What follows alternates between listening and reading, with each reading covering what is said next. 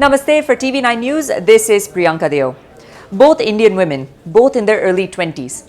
Disha Ravi has been the Indian face of the global campaign on farmer protests. Rashmi Samant was forced to step down as president of the Oxford University Student Union. Aren't both of these issues important, or does media choose to selectively cover one versus the other? Disha Ravi received headlines across media, especially when she became entangled in a toolkit that emerged on social media, which elaborated actions that could be taken to support the farmers' protests. Rashmi Samant also received headlines in media after she became the first elected Indian woman president of the Oxford University Student Union and was forced to resign under allegations of being anti-Semitic and racist.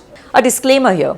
In Disha Ravi's case, the remarkably excessive state action of slapping a sedition case on her and putting her in jail did deserve the outrage that it caused. Rashmi Samant's case proves that perpetrating these same excesses is not a state monopoly but does have some serious consequences for the human being involved. Rashmi was hounded out of her Oxford University student presidentship, branded as a Hindu bigot, and bullied incessantly in a university that wears its liberal values on its sleeve. The net result was the same. Two young Indian girls were repressed. The difference between the two is not just that Disha got more coverage than Rashmi. The difference is that Disha Ravi got the media's support and sympathy from the beginning. Whereas the story of Rashmi was by and large objectively reported in the coverage that she got, it was nowhere close to the sympathetic support, favoritism, and pedestal that Disha Ravi has been put on. In fact, several media platforms that interviewed Rashmi Samant maligned her at first and wrote articles against her. Some even went so far as to delete, change, and re-upload articles when the narrative turned in Rashmi's favor. Why is this the case? Is media so polarized that objective reporting is no longer a thing? Are media houses so biased that they play God and determine who gets sympathy and who gets a media trial? Just this past weekend, Disha Ravi made headlines and sympathy again for opening up about her experience in Tihar jail. But what happened to coverage for Rashmi, who has faced so much trolling that she felt she had to return to India from Oxford University because of rampant, incessant trolling and malicious press coverage?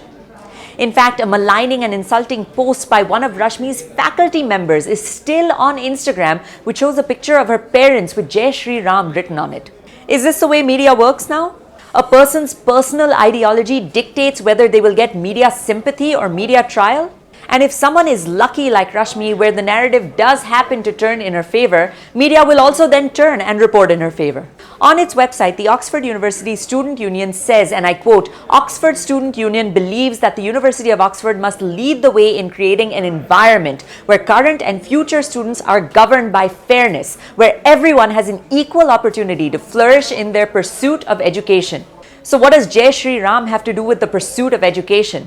And that too posted by an experienced faculty member of Oxford University who didn't even have the decency to take it down, knowing very well that a student on campus was facing heavy trolling, negative media attention, and emotionally struggling, so much so that she felt she had to leave the campus and leave the country.